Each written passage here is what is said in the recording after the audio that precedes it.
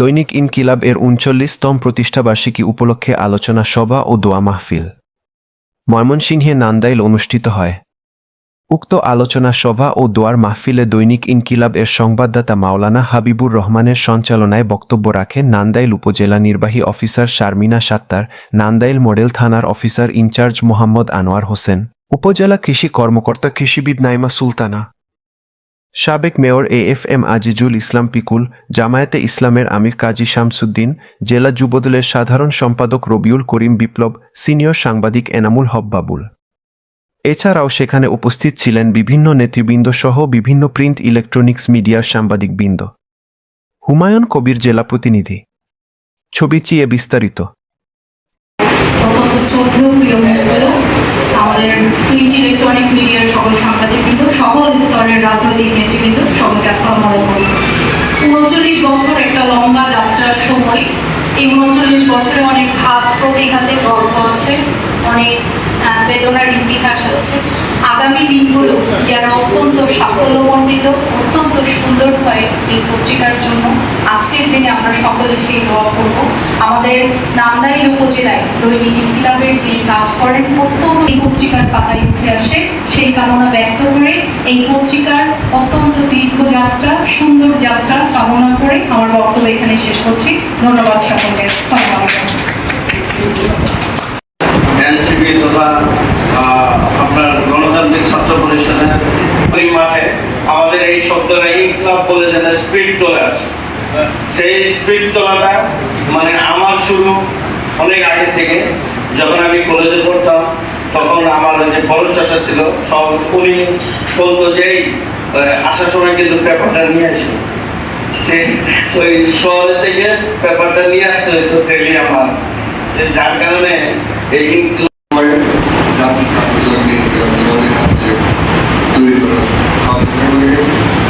আমরা আশা করবো সামনের দিনগুলোতে রাষ্ট্র গঠনে এই ইনকিলাব সত্যিকারের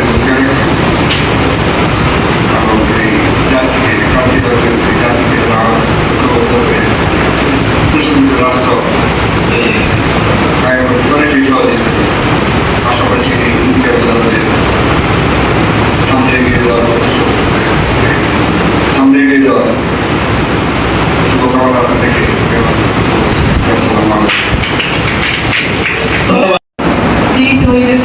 মিডিয়ার সাংবাদিকবৃন্দ এবং সম্মানিত সুধী, আসসালামু আলাইকুম। আসলে আপনাদের এই অনুষ্ঠানটা আমার খুবই ভালো লেগেছে।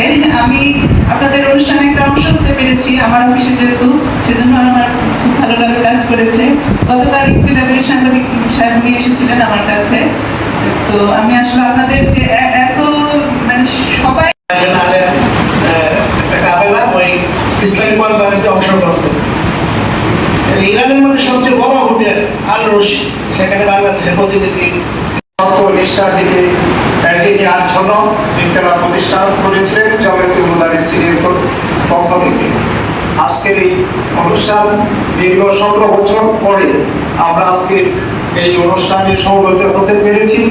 এই জন্য আল্লাহ পাকের শুকরিয়া আদায় করি যে ১৭ বছর পরে আজকের এই ইনকিলাবের প্রতিষ্ঠা বার্ষিকী পালিত হচ্ছে। এরকম একটি অনুষ্ঠান ১৭ বছরের ভিতরে আমরা কোনোদিন দেখি নাই।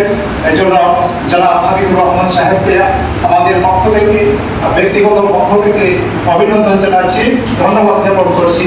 আমাদের ইনকিলাব যাত্রা আয়োজিত আজকের অনুষ্ঠানে আমাদের মাঝে উপস্থিত রয়েছে আমাদের উপজেলার সুযোগ্য নির্বাহী অফিসার জনাব শারমিনা সাত্তার এবং আমাদের কৃষি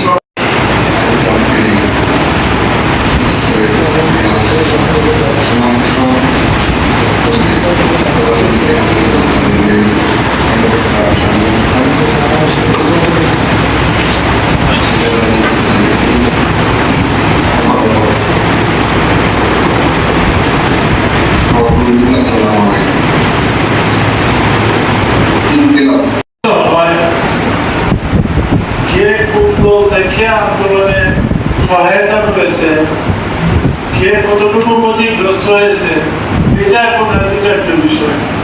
কিন্তু যদি এই আন্দোলনের ফসল যদি ব্যর্থ হয় তাহলে আপনার কিন্তু সকলেই ক্ষতিগ্রস্ত হবে হতে হবে। উপজেলা নির্বাহী কর্মকর্তা বিশেষ অতিথি হিসাবে আছেন সরকার কৃষি কর্মকর্তা আজকে যে কথা জানাই দেয় ইনকিলাব আর্মির সভাপতি বর্তমানে ঘুরে আসছেন ইনকিলাবের উদ্দেশ্য নিয়ে যেভাবে পরিবর্তন করে সত্যের সাক্ষ্য হিসাবে ধারণ করতে চেয়েছিলেন। তো বিগত সময় ইনকিলাব মানুষের সামনে কথা বলতে পারে নাই সঠিকভাবে, এটা নতুন বৃদ্ধি হয়, এটার আমার উত্তর বৃদ্ধি হয়। আপনার সফলতা কামনা করি।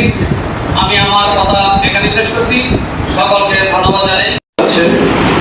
এবং যেমন উপলক্ষে আয়োজিত আজকের এই আলোচনা সভায় শ্রদ্ধাভাজন সভাপতি